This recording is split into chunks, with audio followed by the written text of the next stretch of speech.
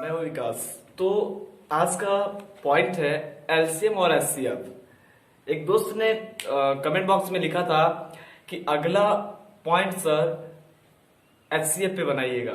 अगला topic HCF दिया था उन्होंने, इसलिए मैंने उनके टॉपिक को रिस्पेक्ट दिया और आज मैं एचसीएफ पे वीडियो बनाने जा रहा हूँ।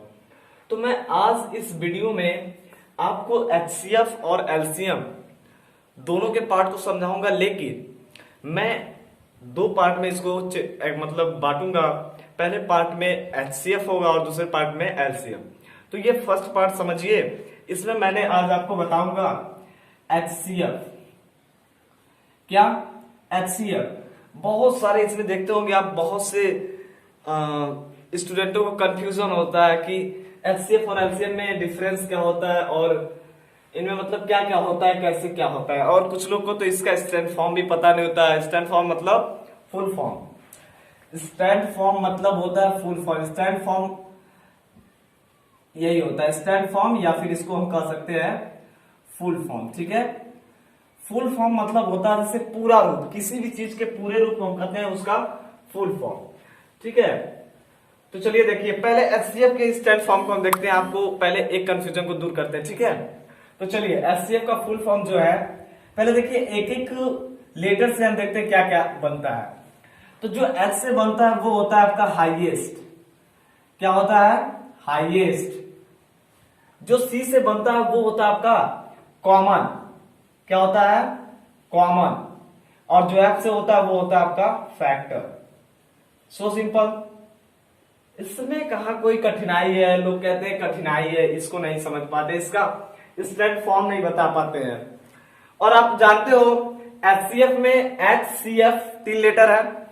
फर्स्ट लेटर जो है एच, एच का मतलब मैंने बताया हाईएस्ट, सी का मतलब मैंने बताया कॉमन, एफ का मैंने बताया फैक्टर। Highest, common, factor. अब सुनिए, इसको जो होता है हिंदी में लोग कहते हैं, क्या कहते हैं हिंदी में? इसको कहते हैं, हिंदी में बोलते हैं लसा मसा ना, लसा मसा। तो चलिए देखिए, बताता हूं हिंदी में। देखिए एचसीएफ ये जो है, इसका एचसीएफ का ये स्टैंड फॉर्म है, और हाईएस्ट कॉमन फैक्टर का ये क्या है? शॉर्ट फॉर्म कह लीजिए, या फिर छोटा रूप कह लीजिए, संक्षिप्त रूप कह लीजिए। और देखिए उसी प्रकार हिंदी में हम इसको कहते हैं, देखिए क्या कहते हैं हिंदी में? हिंदी में इसको बोलते हैं हम मासा। क्या बोलते हैं? मासा। अब मासा हो गया। अब इसी मासा का स्टैंड फॉर्म बनता है, म से होता है आपका महत्तम। क्या होता है? महत्तम। और इसका मतलब होता है समापवर्तक। ठीक है, तो हिंदी में जानिए।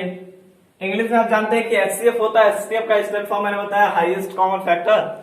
और हिंदी में इसी को कहते हैं मासा, और मासा को बोलते हैं महत्तम समापवर्तक। जब इसको आप मास से क्या हो गया? महत्तम, और इससे हो गया आपका समापवर्तक। अब इन दोनों को ऐड करेंगे तो क्या बनेगा? महत्तम समापवर्तक। महत्तम समापवर्तक। So simple. ठीक है, महत्तम समापवर्तक। उसी प्रकार इन तीनों को ऐड कर दीजिए, क्या बनेगा? Highest common factor. Highest, high हो गया ईएसटी, हाईएस्ट, ये सुपरलेटिव डिग्री में है हाईएस्ट। और ये हो गया आपका कॉमन, और ये आपका देगा फैक्टर। ये क्या हो गया? इसका स्टैंड फॉर्म। तो अब इसके स्टैंड फॉर्म को हमने जाना। अब जानेंगे कितनी विधियों से एचसीएफ ज्ञात होता है, मसा ज्ञात होता है, महत्तम समापवर्तक ज्ञात होता है, या फिर कह लीजिए हाईएस्ट कॉमन फैक्टर कितनी विधियों से ज्ञात होता है। तो चलिए अब देखते हैं इसकी विधि के बारे में, कितनी विधियों से ये एचसीएफ हाईएस्ट कॉमन फैक्टर ज्ञात होता है। तो जान लीजिए कि एचसीएफ 2 विधियों से ज्ञात होता है। क्या होता है? एचसीएफ 2 विधियों से प्राप्त किया जा सकता है। 2 विधियों से प्राप्त किया जा सकता है।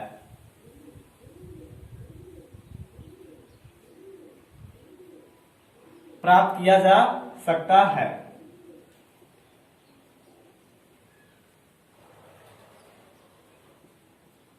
ठीक है, एचसीएफ 2 विधियों से प्राप्त किया जा सकता है। वो 2 विधियां कौन सी है? तो जो उसमें से पहली विधि है, पहली विधि जानिए, जो उसमें से पहली विधि है वो होती है आपकी गुणनखंड विधि। क्या होती है?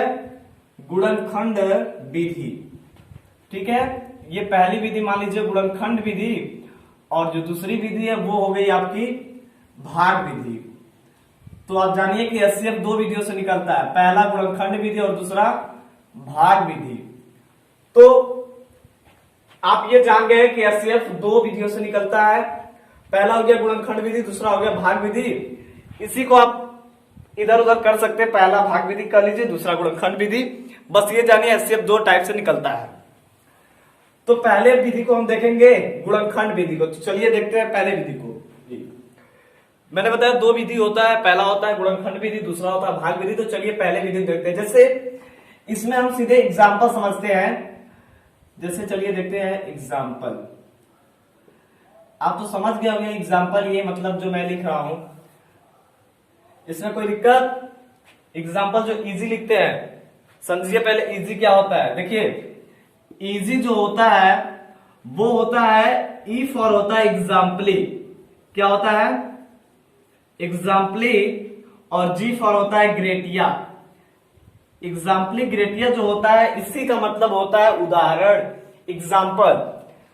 कुछ लोग लिखते हैं ई एक्स, शॉर्ट फॉर्म में ई एक्स लिख देंगे और बोलेंगे ये चलिए एग्जाम्पल लिखते हैं, इसको उदाहरण को ई एक्स लिखते हैं।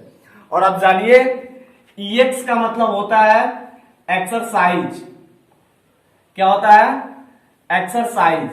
एक्सरसाइज को शॉर्ट फॉर्म में ई एक्स लिखते हैं। और इजी मतलब होता है एग्जाम्पली ग्रेटिया, जिसका मतलब होता है कि आपका उदाहरण। ठीक है, उदाहरण। तो आप इसमें कोई कंफ्यूजन मत मन में लीजिएगा, ये एकदम क्लियर होना चाहिए।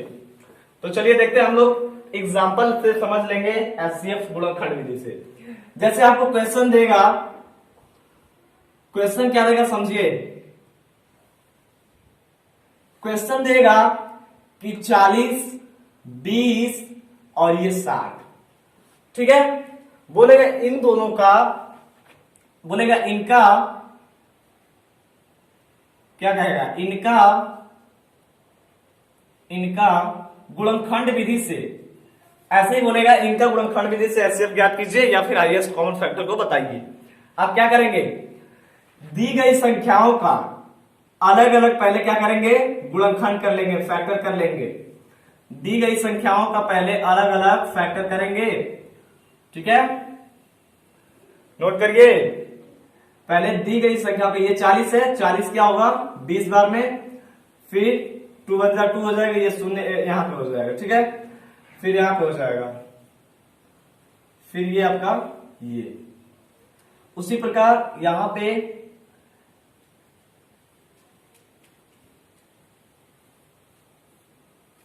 ठीक है, और ये 30 और यहां पे हो जाएगा ये आपका 15, फिर ये 3 से कैंसिल होगा 5, ये 5 1 जा 5।